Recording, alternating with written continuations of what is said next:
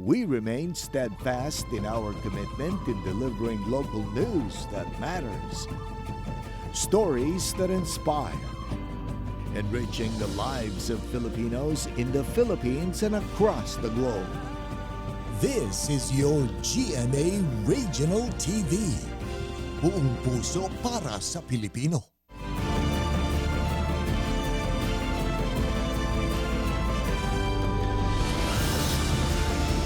Ito ang GMA Regional TV 1 North Central Luzon. Masantos yang aram na imbag amale mayap agat panapon kapuso. Narito na ang One North Central Luzon. Hatid namin ang mga pinakamalalaki at pinakahuling balita sa Hilaga at Gitnang Luzon. Live mula rito sa GMA Dagupan Station, ako po si Chris Zuniga.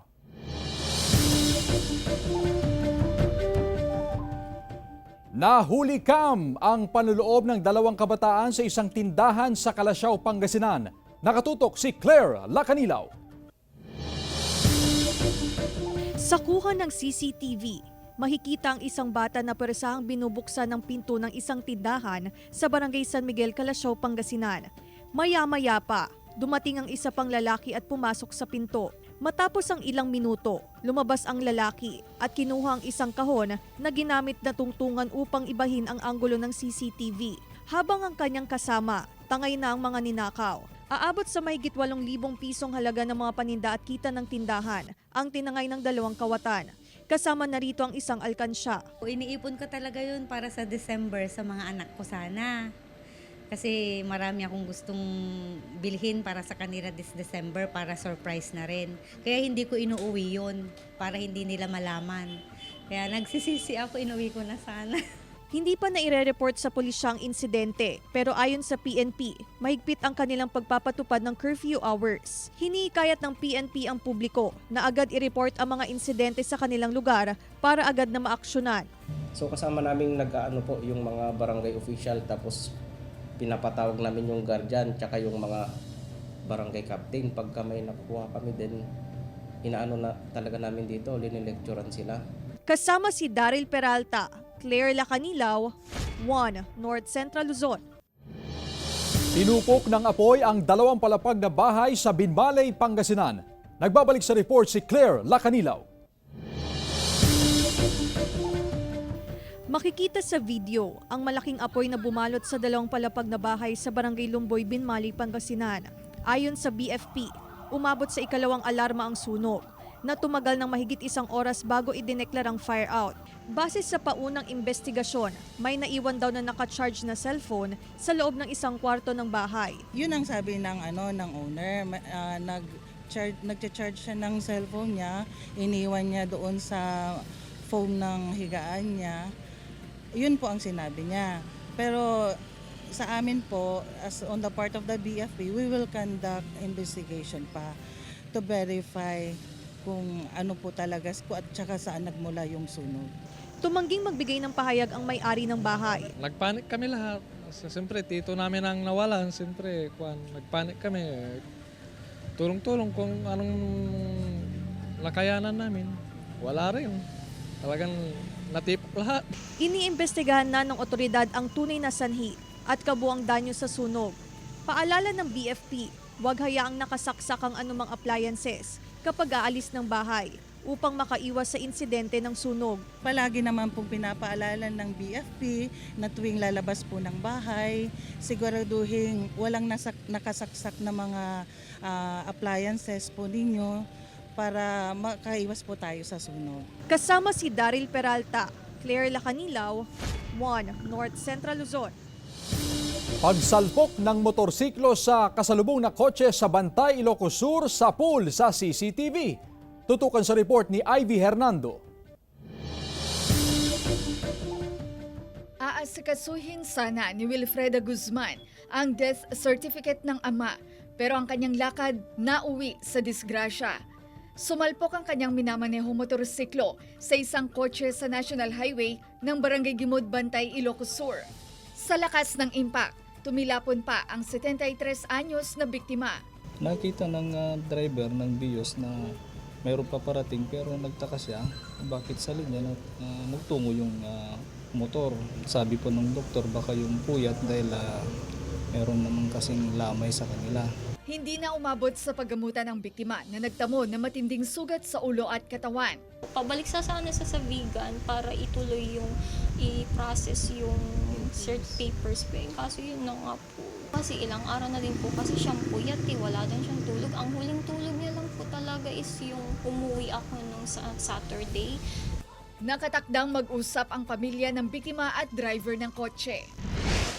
Sugatan ang rider at kanyang angkas matapos sumalpok sa kasalubong na SUV sa Kalanutyan, Sinait, Ilocos Sur. Sa investigasyon, umagaw ng linya ang rider na motorsiklo sa pakurbang bahagi ng kalsada hanggang masalpok ang kasalubong na SUV. Wala pang pahayag ang mga sangkot sa aksidente. Nakapag-ayos pa sila sir, ng agreement. Tapos bandang alas 6 ng hapon sir, yun pala may tama pala yung biktima. Tadyan sir, maga nabalihan siguro sir na dun sa nag-internal bleeding pala sir, kaya yun ha. Sa mga driver sir, hindi nila kabisado yung daan sir. Dun sa mga bantang shortcut sir, matulas pa yung daan ngayon kasi umuulan pa sir. Ivy Hernando, 1 North Central Luzon.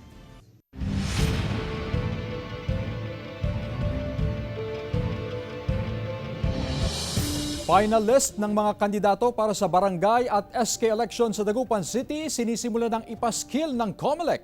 Para sa detalye, may live report si Jasmine Gabriel Galban. Jasmine? Chris, handang-handa ng PNP at ng COMELEC para sa nalalapit na barangay at sangguniang kabataan elections 2023. Nakapaskil na ang pinal na listahan ng mga kandidato para sa barangay at sangguniang kabataan election sa Dagupan City. Dito makikita ang kumpletong listahan ng mga kandidato mula sa barangay chairman, kagawad at maging sa SK chairman at SK kagawad. Nasa guidelines namin yan na within this week makapag-post na kami ng official list para malaman na rin ng mga kababayan natin kung sino talaga yung mga lalaban for 2023 BSK. Malaking tulong ito para sa mga botante, lalo na sa mga barangay na lampas sa 100 ng kumandidato. Kahit papaano daw, maaga pa lang, mapag-iisipan na nila ang iboboto sa araw ng eleksyon. Mahalaga naman po na makaboto ang isang tao para sa, kung sino may lukluk mo, makatulong sa'yo. Patuloy ang inspeksyon ng COMELEC at PNP sa mga gagamiting polling precinct. Sapat daw ang bilang ng mga pulis na itatalaga sa mga polling precinct. Hindi po namin talaga pwedeng pabayaan ang lungsod ng Dagupan.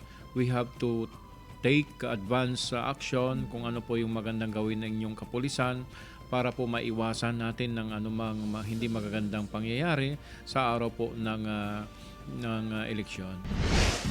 Sa Ilocos Sur, ilang individual na naghain ng COC ang hindi pasok sa kwalifikasyon. Ayon sa COMELEC, wala naman silang nakitang problema sa filing ng COC. Ngunit may mga hinarang na naghain ng COC matapos makitaan ng issue na maaring mauwi sa disqualification case. Batay sa SK Reform Law na ipinatupad noong 2018. Hindi na po pwedeng kumandidato sa sangguniang kabataan elections yung mga may kamag-anak within the second degree of consanguinity or affinity na kamag-anak na incumbent barangay, municipal, city, provincial, and national officials. May mga naghain din na hindi saklaw sa age requirement ng SK na edad 18 at hindi lalagpas sa 24 anyos. Meron ding dual citizen o residente rin sa ibang bansa ang hindi pinayagan ng COMELEC na mag-file ng COC. Chris, ngayong linggo nakatakdang magsagawa ng briefing ang COMELEC sa mga kandidato para malaman ng mga kandidato yung mga dapat at hindi dapat na gawin upang maiwasan yung possibility ng violation sa ipinapatupad na guidelines ng COMELEC. Chris? Maraming salamat, Jasmine Gabriel Galban. Mga aning palay ng ilang magsasaka sa Mangaldan, Pangasinan, binabarat na raw ng private traders. May ulat si Russell Simorio. Sinamantala ng ilang magsasaka sa Barangay Lanas, Mangaldan, Pangasinan ang magbilad ng mga aning palay sa pagbuti ng lagay ng panahon. 35 kaban ng palay ang naani ni Darwin sa halos 1 ektaryang taniman. Mababa ito kumpara sa 50 kaban na dati niyang produksyon tuwing anihan. Epekto raw ito ng mga pag-ulan. Dagdag problema pa ang mababang presyuhan ngayon ng palay ng mga private trader. Matas din yung bigas, mababa yung palay, ay yung mahirap. Nawawa kaming magtanim ng palay. Sa pagbaba ng presyo ng palay, hindi raw muna ibebenta ng ilang magsasaka sa bayan ang kanilang ani. Malaki raw ang farm inputs, kaya kailangan nilang maghanap ng buyer na hindi sila babaratin. Lugi, stakan eh. Yan, ialagad presyon yan, mable, para makabawi to. Ayon sa Samahang Industriya ng Agrikultura, bumagsak sa 23 hanggang 25 pesos ang buying price ng tuyong palay. Paraan ito para maabot ang 41 at 45 pesos na presyo ng bigas, alinsunod sa price ceiling na ipinatutupad ng gobyerno. Itong nangyari doon sa price ceiling, napaaga yung pag-stabilize ng presyo ng palay. In-expect naman natin na itong coming harvest, bababa sa 23 to 25 ang presyo ng palay. Samantala, tiniyak ng sinag na sapat ang supply ng bigas ngayong Berman, kasama si Ron Alister Tañedo, Russell Simorio, One North Central Luzon. Samantala, opisyal nang binuksan sa publiko ang Rice Paddy Art sa Pasukin, Ilocos Norte. May ulat si Gab De Luna. Opisyal nang binuksan sa publiko ang Rice Paddy Art sa Ilocos Norte Agricultural College sa Pasukin, Ilocos Norte. Kilala ang paaralan na aktibo sa pagtuturo ng agrikultura. Mismong mga estudyante at guro ang nagtanim ng palay. Ginamitan ng variety ng purple rice na IR 1552 at RC 82 sa Rice Paddy Art ng halos 2 buwan. Hindi raw aakalain ng mga guro at estudyante na matatapos ang Rice Paddy Art dahil sa epekto ng mga nagdaang bagyo at problema sa peste. Ang pinaka-challenge lang dito ay yung pagpapanatili na walang sakit ang ating mga palay. Kasi nga pagkatapos ng bagyong Egay, nakita namin ang dami mga peste na talagang sa tingin namin sisira talaga ng Rice Paddy Art natin. Pero nagapan naman yon. At yun nga, at napaganda naman yung resulta. Layon daw nitong hikayatin ang mga mag-aaral na gawing masaya ang pagtatanim at mag-aral sa kursong agrikultura upang matulungan ang mga magsasaka sa mga suliraning pang-agrikultura. Maaari itong bisitahin ng publiko simula ngayong araw. Kahit sino po pwedeng pumunta, pwedeng bumisita. Kung grupo naman po sila, for example, isang organisasyon o isang school, maaari lang makipag-ugnayan sa aming eskwelahan para ma-set namin at maayos talaga namin yung schedule na kanilang pagbisita. Kasama si Reynold Velasco, Gab De Luna, One North Central Luzon.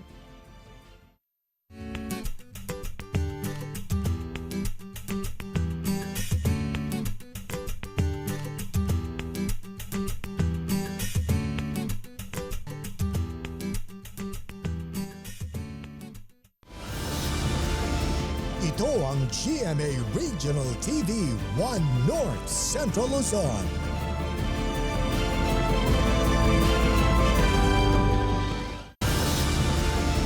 Ito ang GMA Regional TV One North Central Luzon.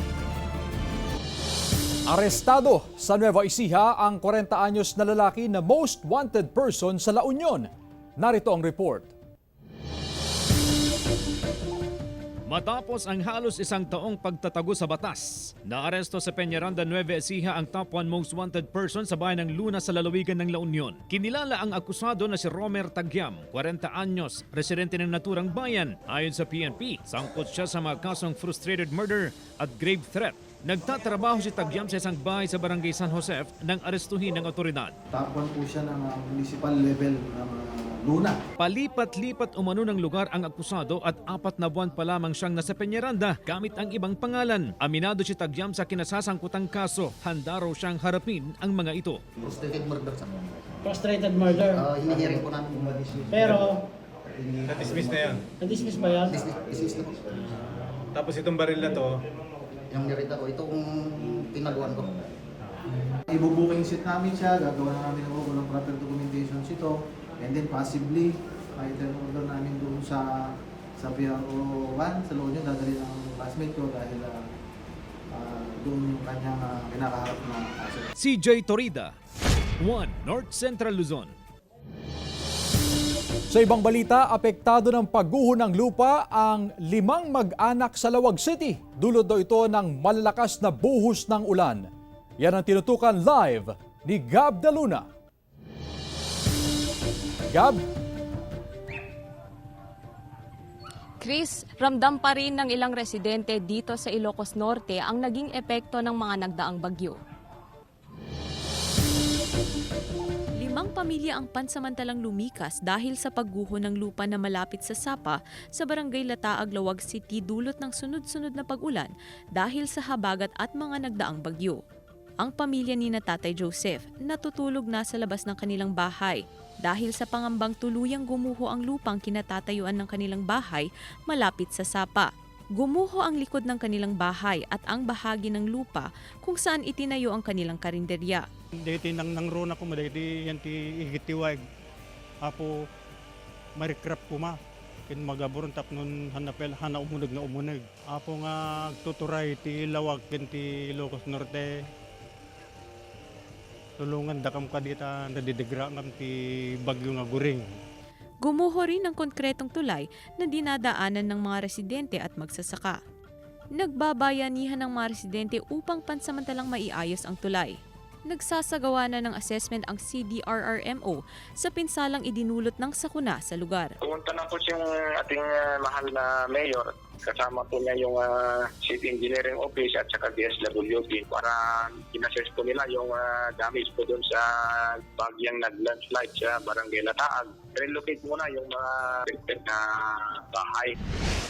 Samantala, tumubo na ang butil ng mga aanihin sanang munggo sa Pasukin, Ilocos Norte dahil sa mga naranasang tuloy-tuloy na pag-ulan sa mga nakaraang linggo. Ayon sa mga magsasaka, malapit na sanang anihin ang kanilang mga pananim ngunit naantala dahil sa masamang panahon.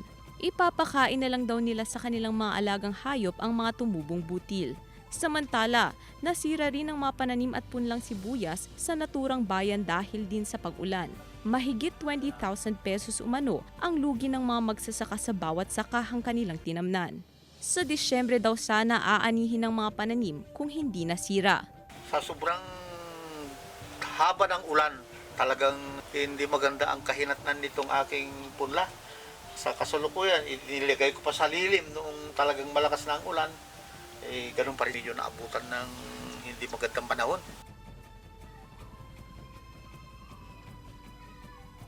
Chris, patuloy na nananawagan ng mga apektadong residente sa agarang tulong na maibibigay sa kanila. Balik sa iyo, Chris. Maraming salamat, Gab de Luna. 22 anyos na babae inabutan ng panganganak sa basketball court sa Mangaldan, Pangasinan. Narito ang exclusive report. Naglalakad sa basketball court ng Barangay Nibaliw, Mangaldan, Pangasinan ang nagdadalang tao na si Jessery Gubatan nang bigla siyang manganak. Alam, masakit na po yung san ko. Hindi na po gumagalaw yung bata sa san ko. Yung tinawag ko yung asawa ko, bakit itong siyan ko, ang sakit-sakit na pala hindi na gumagalaw yung bata. Hindi inaasahan ni Jessery na manganganak na dahil sa Oktubre pa ang kanyang due date. Sa kasawiang palad, nasawi ang sanggol na pinangalanan nilang si Baby Jessa. Naabutan sa daan. O yun, tininan namin yung bata, patay na pala. Hindi ko naman alam na ganun ang mangyayari sa kanya. Sa death certificate, lumalabas na fetal anoxia at uter placental insufficiency ang sanhi ng pagkamatay ng sanggol. Yung anoxia kasi ibig sabihin, yung bata po ay namatay dahil nawalan po siya ng supply ng oxygen. So bakit po siya nawalan ng supply ng oxygen? Kasi po dahil doon sa placental insufficiency. Pero inamin ni Jessery na bago ang insidente, habang ipinagbubuntis niya ang sanggol, may nakaaway siya na nauwi sa pisikalan. Gayunman, ipinagpapasa Diyos na lang nila ang nangyari. Sa hirap ng buhay ng alam mo na, wala siyang gagastusin. Kaya nagsusulusit ako para matulungan yung apo ko na naman. Kasama si Ron Alistair Tañedo, Russell Simorio, One North Central Luzon.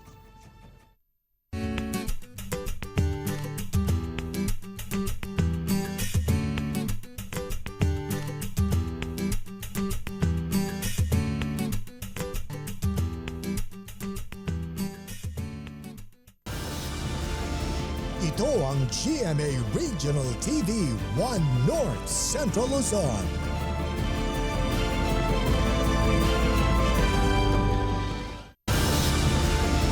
Ito ang GMA Regional TV 1 North Central Luzon.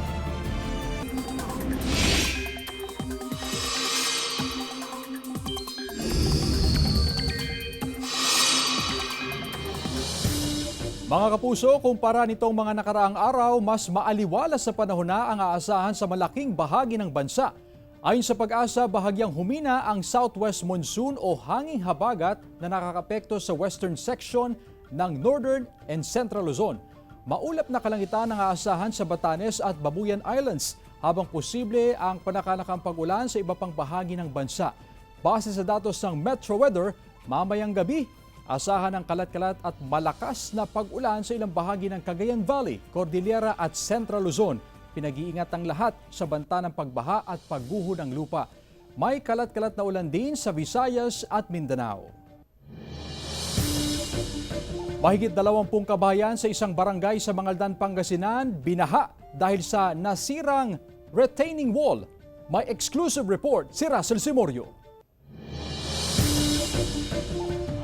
Nakuhanan ng video ang pagragasa ng tubig papasok sa mga kabahayan sa barangay Nibaliw, Mangaldan, Pangasinan.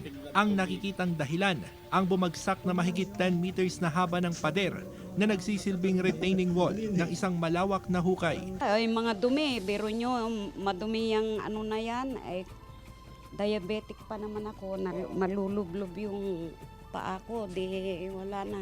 Ayon sa mga residente, hindi nakayanan ng pader ang malaking volume ng tubig na naipon sa hukay. Bibigay doon sa tubig, ulan. Malakas ba yung ragasa? Oo, malakas. Yung agos ng tubig. Saka malalim dyan hanggang sa dibdib. Pero kung may naapektuhan sa pagbaha, may ilang residente sa likurang bahagi ang natuwa dahil sa mabilis daw na humupa ang baha dahil may nadaanan ng tubig pabalik. Ayon sa Barangay Council, pag-uusapan ng tulong para sa pagsasaayos sa bumagsak na pader. Bigla nawala yung tubig. Doon kami nakahinga ng konti. Samantala, unti-unti na ring bumabalik sa normal ang antas ng mga river system sa probinsya. Ang Sinukalan River sa Santa Barbara, nasa 6 meters above sea level na. Humuhupa na rin ang baha sa mga low-lying barangay sa lalawigan. Kasama si Ron Alister Tañado, Russell Simorio, 1 North Central Luzon. 8 oras na supply ng kuryente kada araw ipatutupad sa Itbayat, Batanes dahil sa kakulangan ng supply ng diesel. Sundan sa report. 2 araw nang nararanasan sa Itbayat, Batanes ang 8 oras na supply ng kuryente dahil sa pagtitipid ng Batanes Electric Cooperative habang wala pang supply ng diesel na dumarating sa isla. Mula sa dating 16 hours na power operation, pinaikli ng Batanelco ang power operation dahil wala pa ring barko ang nakakapaglayag para sa karagdagang supply ng diesel. 2 p.m. hanggang 10 p.m. ang power operation. Puspusan ang pamamahagi ng fertilizer discount voucher sa mahigit 2,000 na magsasaka sa Kalasyaw, Pangasinan. Malaking tulong daw para sa mga magsasaka ang diskwento sa abono dahil sa mataas na presyo nito. Tiniyak naman ng tanggapan na dumaan sa masusing verification at assessment ang mga benepisyaryong magsasaka. Dahil sa mga naranasang pag-ulan sa mga nakaraang linggo, lugi na raw ang mga kotsero sa Vigan City. Halos wala na raw sumasakay sa kanilang kalesa na mga turista. Ang turistang si Shenadeth mula Zambales, sumakay sa kalesa kasama ang pamilya dahil sa first time nilang mamasyal sa tinaguriang Heritage City ng Vigan. Breves Bulsaw, 1 North Central Luzon. Bumaba naman ang naitalang krimen sa Ilocos Norte ngayong taon ayon sa Ilocos Norte Police Provincial Office. Sa datos, nasa 722 ang total crime incidents mula September 1, 2022 hanggang September 3, 2023. Kabilang sa mga naitalang bumaba, ang mga kaso ng homicide, physical injuries, robbery, theft at carnapping na wala namang naitalang kaso ng robbery with homicide. Mahigit 500 kaso naman ang naresolba ng PNP. Samantala, tumaas ang bilang ng mga naitatalang kaso ng aksidente sa kalsada. 140 road crash incidents ang naitala ngayong taon mula sa 109 na insidente sa nagdaang taon. Mararamdaman mo siya yung pagbaba nung focus crimes. Yung focus crime kasi yan yung yung binabantayan ng kapulisan natin.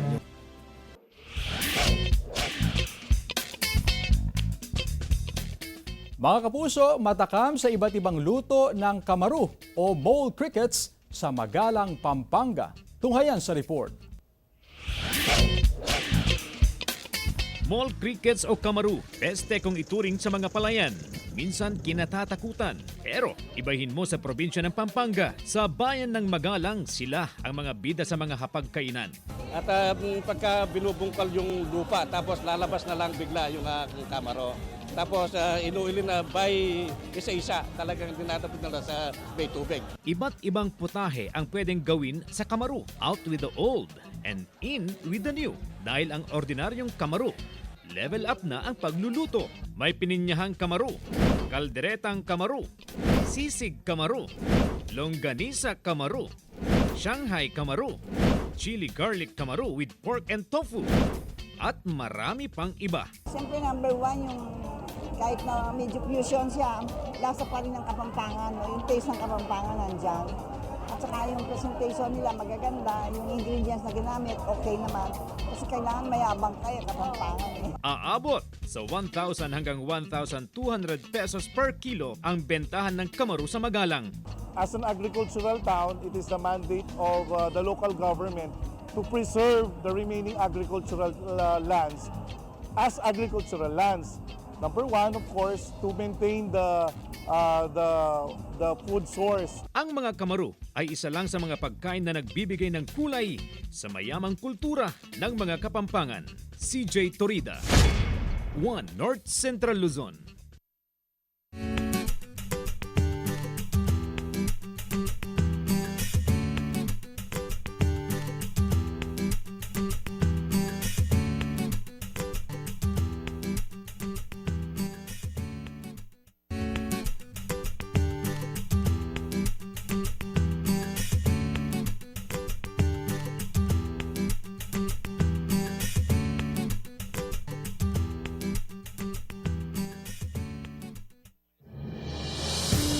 Samantala, mapapanood niyo po ang episode na ito at iba pang pinakuling lokal na balita sa official website ng GMA Regional TV, www.gmaregionaltv.com.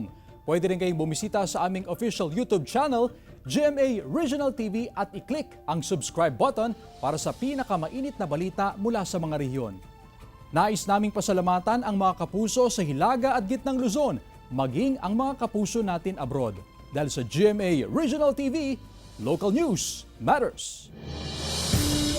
At yan ang mga pinakamalaki at pinakahuling balita sa Hilaga at Gitnang Luzon. Maraming salamat sa pagsama sa amin, pati na ang mga kapuso sa ibang bansa na tumutok sa mga balita sa rehiyon. Ako po si Chris Zuniga. Kami ang GMA Regional TV 1 North Central Luzon. Buong puwersa para sa mas malaking misyon at mas malawak na paglilingkod sa bayan.